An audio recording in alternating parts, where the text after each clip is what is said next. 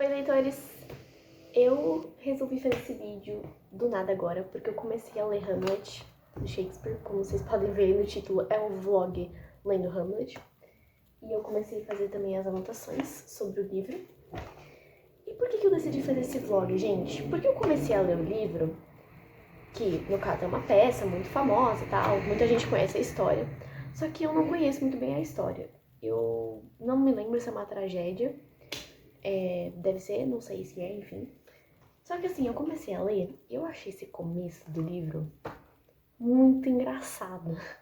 Tipo, o começo do livro é muito engraçado. Eu falei, quer saber, eu vou gravar um vlog lendo Hamlet pra falar um pouco sobre o livro. Eu não vou dar spoiler nem nada aqui, eu só vou falar, tipo, das partes que forem mais interessantes pra mim, que eu posso falar, enfim. E vai ser um vlog curto, só porque eu achei interessante o começo do livro. Eu falei, vou fazer um vídeo sobre isso. E estamos aqui, cá estamos. Enfim, eu queria falar um pouco do começo desse livro aqui, que a gente vai ver, na primeira cena da peça, uma troca de guarda que tá acontecendo ali. E eles vão falar que alguns desses guardas viram passar por ali um fantasma, que era um fantasma muito parecido com o rei desse reino aqui, que é o reino da Dinamarca, que morreu. E aí, eu achei muito engraçado, porque os caras vão, tipo... O Horácio, que é o nome de um desses guardas que estão aqui, lá, defendendo o lugar e tal, ele vai falar assim, ei, você, fica parado aí, tô falando pra você parar. Mano, ele tá falando com a porra de um fantasma, e ele fala pro fantasma parar, porque ele tá mandando. Cara, eu achei essa merda muito engraçada, eu comecei a dar risada, tipo, que porra é essa? Você vê um fantasma, você fica tipo, para, porque eu tô mandando você parar. Eu achei isso muito engraçado, aí eu falei, eu vou gravar um vlog sobre essa merda. E, enfim, aí ele vai explicar pra gente, o Horácio mesmo explica pra gente, né, que eles vão discutir ali. Um dos personagens vai falar que eles estão trabalhando demais, que tá acontecendo muitas coisas no reino, o reino tá muito agitado. E aí o Horácio vai falar que o reino tá agitado porque eles estão enfrentando uma guerra. Como eu falei, esse rei da Dinamarca, ele morreu. Só que antes dele morrer, ele enfrentou um outro rei, que é o rei da Noruega, o rei Fortinbras. E aí, nessa guerra, ele ganhou desse rei, e ele acabou ficando com as terras desse rei, e matou esse rei também. Só que o filho desse rei da Noruega, ele tá tentando enfrentar o filho do rei da Dinamarca, que é o Hamlet, numa nova guerra, pra reaver tudo que ele perdeu. O Horácio explica isso pra gente, né? E aí, de novo, o fantasma aparece. E, tipo, eles tentam falar com o fantasma de novo, porque o fantasma é o fantasma do rei, aparentemente, que morreu. E aí, tipo, eles tentam cercar o fantasma e, tipo, tentar atacar o fantasma. Mano, que porra é essa? Véi, eu achei esse começo do livro genial. Genial. Tipo, muito, muito bom.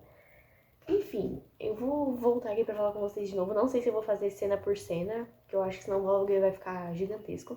Mas eu só queria comentar esse começo do livro, que eu achei muito engraçado. Eu tava dando risada lendo Shakespeare, Hamlet. Enfim. É isso, galera. Vamos continuar. Vai ser um vlog assim, bem espontâneo. Veio a ideia, vou fazer. Eu tô no capítulo... o capítulo não, cena 4, página 32. Aqui, ó, só pra vocês verem. Cena 4. Não. Deu um desfoque, mas vocês entenderam. Então, eu não vou ficar falando sobre muitas coisas que estão dentro aqui do livro, porque eu vou fazer uma apanhada geral mais no final desse vídeo. Só que uma coisa que eu achei bem interessante aqui é que a gente vê conflitos internos dentro das famílias. Por exemplo, o pai do Hamlet, que é o rei, ele morreu, né? Que no caso é o fantasma. E aí o Hamlet tem um conflito ali interno da família, da mãe dele ter se casado de novo, justamente com o tio dele. Pra quem não sabe, isso era muito comum antigamente, as pessoas que eram parte de famílias reais, eles se casavam desse jeito, era uma coisa comum que acontecia pra fortalecer a família e o reino. E aí o Hamlet, ele fica meio que... Sabe aquele adolescente espinhoso que a mãe se casou de novo e ele fica, tipo, chateado com isso? Ou a criança, enfim, que começa a ter ciúmes e tal, não aprova esse tipo de relacionamento? É tipo isso. Só que nesse caso não é uma coisa que... ele tem que ir bola pra frente e seguir. Ele mesmo fala que, tipo, faz só 2 meses que o pai dele morreu e isso já aconteceu, sabe? E todo mundo ao redor dele fica falando pra ele seguir em frente. Isso é uma coisa que deixa ele muito chateado, né? Parece que ele não pode sentir o luto pelo pai dele por tanto tempo assim. Porque as pessoas ficam falando pra ele que ele tem que seguir em frente. E outro conflito familiar que a gente tem é que o Hamlet, ele tá meio que tendo um cortejo ali, a gente pode chamar assim, com a Ofélia, que ela é filha do Polônio. O Polônio, ele é um lorde e ele tem também outro filho que chama Laertes. O filho dele tá indo viajar pra outro lugar pra estudar, se eu não me engano. O Hamlet tá tendo esse cortejo com essa menina, que é a Ofélia, filha do Polônio. E tanto o irmão dela quanto o pai dela falam pra ela se afastar dele, porque ele pode trazer uma desonra pra ela caso alguma coisa aconteça entre os dois. E esse papo da desonra, gente, ele é muito trabalhado aqui de um jeito não muito explícito. A gente não tem as palavras explicitamente aqui como relação sexual, sexo, a gente não tem essas palavras aqui. A gente só tem essa parte da desonra sendo mencionada, né? E eles falam muito pra ela tomar cuidado com a honra dela, porque é uma coisa muito importante pra uma mulher naquela época. Então a gente tem esses conflitos internos aqui de família. Eu acho que é uma coisa que o livro vai abordar bastante. Afinal, a gente tá falando de manter um reinado, né? Que é uma coisa muito importante para todos os personagens aqui presentes, que tem um domínio ali sobre a Dinamarca. Enfim, eu reparei nessas coisas aqui de conflitos familiares e eu quis falar um pouquinho pra vocês. E é isso. Me desculpem o barulho que tá muito forte aqui. Eu tenho uma igreja perto da minha casa e tá um barulho muito chato. Aí, gente, eu parei no ato 2, cena 2. A gente teve aqui duas cenas que passaram. Uma cena, a gente tem uma revelação super importante do livro, que eu vou falar aqui pra vocês. É um mini spoiler, só que eu acho que muita gente já conhece um pouco da história do Hamlet, né? Ou se não conhece também, é nas primeiras páginas, então não é uma coisa assim que seja tão ruim de vocês saberem. E eu acho que é uma coisa que é importante ser falada porque ela vai traçar toda a história do livro. Pelo que eu entendi até agora, ela vai traçar toda a história do livro do Hamlet. O pai do Hamlet, ele aparece como fantasma pra ele, né? E ele fala que ele não foi morto por uma picada de cobra, como o reino todo tá sabendo que ele foi. Ele, na verdade, foi assassinado com veneno de cobra pelo irmão dele, que tomou o poder. A gente tem essa descoberta aqui, e o Hamlet promete pro pai dele que ele vai vingar a morte dele. E ele não conta isso pros amigos dele, eu posso dizer assim? Servos dele. Essa cena acaba, a gente termina com o Hamlet assim. E na próxima cena a gente tem o Polônio falando com um empregado dele, que é o Reinaldo. E ele fala pro Reinaldo começar a espalhar um pouco de mentiras sobre as ações do filho dele. E que essas mentiras vão se misturar com algumas coisas que são verdade que o filho dele faz. Eu não entendi por que ele fez isso com o filho dele, mas eu tenho uma teoria de que ele quer tirar o garoto do lugar onde ele tá, porque ele não concorda com ele ter ido para o lugar onde ele foi. Se eu não me engano é em Paris que ele tá estudando. Ele não concorda, então ele quer tirar o filho dele de lá, ou, tipo, pelo menos fazer as pessoas ficarem meio desconfiadas do filho dele. Eu acho que deve ser as intenções dele essa. E a gente tem a filha dele aparecendo, falando que o Hamlet foi no quarto dela e ele tava totalmente esquisito com ela. E o Polônio decide contar pro rei, então, isso que aconteceu com a filha dele. E é isso que aconteceu até agora. Eu tô achando a história muito interessante. Sempre que eu ouvia falar de Hamlet, eu ficava com muito medo de ler, porque eu achava que eu não ia conseguir entender a história. Mas até agora tá super tranquilo. E a tradução desse Milor Fernandes, que é a que eu tenho, essa aqui, é uma edição bem simplesinha da LPM Pocket que eu comprei. Cara, é muito, muito boa de ler, sério. Eu não sei se talvez tenha alguns erros aqui que o pessoal que traduz Shakespeare não concorda, não sei, mas eu achei a tradução muito confortável de ser lida. Ela tem aquelas palavras rebuscadas, mas você consegue entender tudo que tá ali, sabe? Você precisa, às vezes, de um dicionário. Eu uso o dicionário do Aurélio, que ele é bem antiguinho, tem algumas palavras que não aparecem aqui, mas bastante aparece. Sobre o Hamlet como personagem. Ele é um personagem que ele tenta muito controlar a sede de vingança dele, só que em alguns momentos ele acaba deixando isso meio que transparecer, né? Eu não sei se é uma coisa talvez controlada por ele, ou se não é uma coisa controlada. Eu acho que não é controlada, porque a gente tem ele atacando de frente, assim, falando coisas muito ruins pra personagem da Ofélia, que é uma personagem que ele tecnicamente estava tendo um envolvimento amoroso. E esse ataque que ele faz a Ofélia é muito desnecessário. Tipo, nessa cena eu fiquei assim, mano, por que você tá fazendo isso, velho? Calma. Mas enfim, aí depois a gente tem uma cena aqui que ele tem um pensamento ali muito interessante. Ele tá numa cena com outro personagem aqui e ele tá vendo esse personagem rezar. E ele pensa que seria ruim agora atacar esse personagem enquanto ele estivesse rezando. E que ele só ia atacar esse personagem quando ele estivesse fazendo alguma demonstração de falta de religiosidade, sabe? E é um pensamento que ele tem muito controlado. Então você tem esse descontrole dele por um lado e um controle por outro.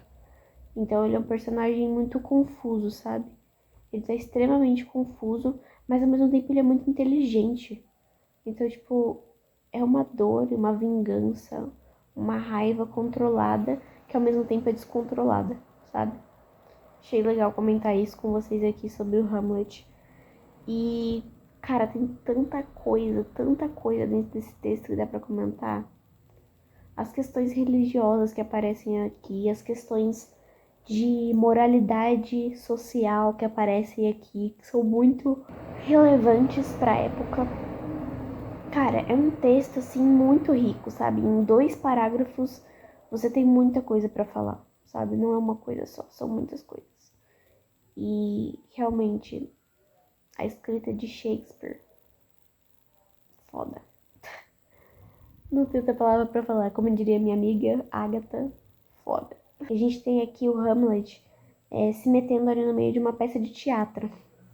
Eu achei muito a cara do Shakespeare, tipo, colocar uma peça de teatro dentro de uma peça de teatro. Enfim, o personagem vai se meter nessa peça de teatro que tem um objetivo aqui dentro da história, mas que eu não vou falar pra vocês qual é. E ele se mexe nesse texto e tal, e é muito engraçado ver ele falando sobre como os atores devem atuar. Como eu disse pra vocês, eu não vou contar a história direitinho pra vocês pra não dar muito spoiler, tá? Porque tem muito spoiler aqui acontecendo no momento. Mas a gente tem algumas mortes acontecendo e uma manipulação também acontecendo por parte do rei dessa história, né? Que é o tio do Hamlet, que agora é rei da Dinamarca. E aí você percebe uma coisa bem interessante nesse livro, que é a questão do jogo de poder. Eles, por serem da realeza, eles acabam brincando muito com o poder que eles têm sobre o povo e sobre as pessoas da corte. Como eu disse, tem uma manipulação aqui por parte do rei, e essa manipulação é em cima de outro personagem por conta de uma situação que aconteceu. Esse personagem, ele tá fragilizado, ele tá buscando vingança nesse momento, e o rei, pra acabar não se ferindo por conta da ira desse personagem, ele acaba manipulando esse personagem para uso próprio, no sentido de que ele vai usar esse personagem para atacar um outro personagem importante aqui da história. Então, você tem isso acontecendo, essa manipulação aqui. E você tem o Hamlet, que não tá em casa no momento, mas ele planeja voltar, retornar se ele conseguir.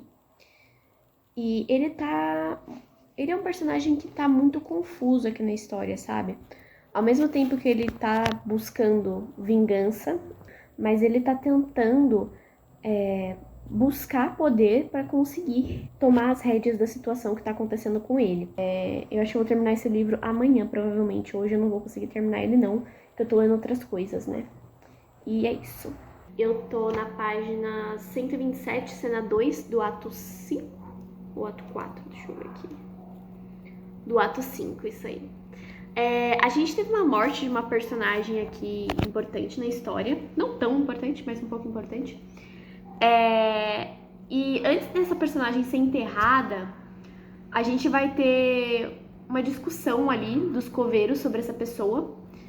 E uma discussão do Hamlet com esse coveiro sobre os ossos dos mortos, né? Os 2 coveiros, eles vão conversar sobre o fato dessa pessoa ter se matado e mesmo assim a igreja ter cedido para ela uma cova abençoada, né? Um enterro digno. E eles falam, tem uma citação ali dos coveiros que eles falam que se fosse um cristão simples qualquer, não teria essa mesma regalia para uma pessoa comum, né? Por conta dessa pessoa que morreu ser da realeza, ser ali da corte e tal, ela teve esse enterro digno mesmo tendo se matado, né? Eu achei essa parte muito interessante porque vai de frente com a época que o texto foi escrito, que é uma época onde a religião é muito forte e você tem muita realeza forte também. O Hamlet é da década de... Década? Ele é do ano de 1500 e pouquinho ali, então faz bem sentido estar isso na obra, né? Essa discussão dos coveiros. E aí a gente tem o Hamlet falando com esse coveiro, porque ele tá vendo o coveiro cavando ali e tirando os ossos de outras pessoas. E pra ele aquilo ali é normal.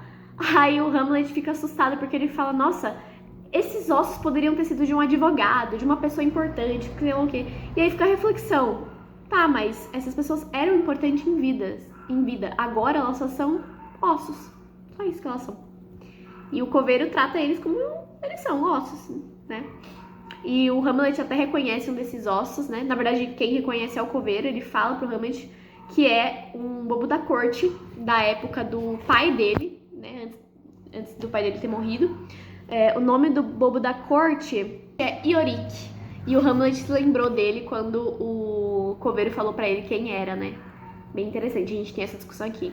Olha, o texto de Hamlet tá recheado dessas discussões sobre hierarquia dentro da sociedade daquela época, religiosidade, poder, tá recheado disso, gente. É um texto, assim, muito, muito rico mesmo. Literalmente acabei de ler, fiz algumas anotações aqui. Eu, normalmente, agora eu tô anotando todos os livros que eu leio, eu anoto toda a história e eu coloco alguns pensamentos também da história aqui e pensamentos finais sobre a obra. Não vou mostrar muito pra vocês não lerem o que tá escrito aqui. Mas eu vou tentar falar algumas coisas que eu achei importante aqui na história. A gente tem um final bem trágico aqui. Muitos personagens morrendo ao mesmo tempo. Eu achei o final meio rápido. O final não foi tão... Não foi o que eu esperava. Mas, ao mesmo tempo, foi bem interessante. Essa história, ela vai ter tantas camadas. Ela vai discutir tantas coisas ao mesmo tempo que é impossível você falar tudo de uma vez sem ser num vídeo de 1 hora, né? E esse aqui é mais um vlog focando na leitura do Hamlet, não, tipo, nas coisas que tem presentes no livro de maneira mais profunda. Mas eu vou falar algumas coisas aqui que eu achei importante. A gente vai ter, dentro dessa história, como eu já havia falado uma outra vez, muitos elementos do cristianismo aqui dentro e questionamento das regras da igreja, como que a igreja era conivente com as atitudes dos nobres, e eles perdoavam de maneira mais fácil esses nobres do que as pessoas comuns. Então a gente vai ter esse questionamento aqui, feito pelo Shakespeare na obra, sobre a posição da igreja dentro da sociedade. A gente vai ter como tema principal desse livro a questão de fome de poder e vingança, os dois principais assuntos que o livro vai tratar. A gente tem aqui o poder sendo tratado como algo muito corruptível, e a vingança também como algo muito corruptível. Ou seja, essas duas coisas juntas, elas podem trazer o pior das pessoas, né? Além disso, a gente vai ter duas coisas também que se entrelaçam aqui. Gente, eu tô falando de uma forma bem resumida pra vocês tudo que eu consegui reparar que o livro trata sobre e que me chamaram a atenção. Uma dessas coisas, tô olhando minha anotação, tá, gente, que tá aqui, é a questão de como a realeza usava as pessoas em benefício próprio e como a hierarquia social movia as pessoas naquela época, né? Então a gente tem aqui a realeza usando as pessoas para chegar onde eles querem e as pessoas se utilizando do poder da realeza para terem algum benefício em troca. E dentro desse esquema aqui de persuasão e manipulação, a gente tem essa questão da hierarquia social sendo usada por essa realeza para conseguir conquistar as coisas. Você tem até um momento final aqui nesse livro, onde a gente vai ter um dos personagens que vai vir dar um recado pro Hamlet, e ele basicamente fica tirando um sarro da cara desse cara por não achar ele tão evoluído quanto o príncipe Hamlet sabe? E o Horácio também vai tirar uma com a cara desse cara. E então você vê essa coisa na sociedade daquela época, as pessoas realmente se achavam muito superiores por serem da realeza. Eles eram mais espertos que os outros, eles tinham mais poder que os outros, eles tinham mais dinheiro que os outros, eles tinham mais influência que os outros. Então, é tanta coisa juntas que eles tinham a mais que era praticamente impossível você conseguir viver a sua vida sem se ajoelhar perante a realeza. E uma coisa que eu tirei desse livro, que pra mim é o principal que esse livro carrega, todas essas coisas que eu falei aqui pra vocês, que são muito presentes no livro, são todas elas que vão levar uma família e um reino a ruir. Então, essa parte da realeza vai se misturar com a família.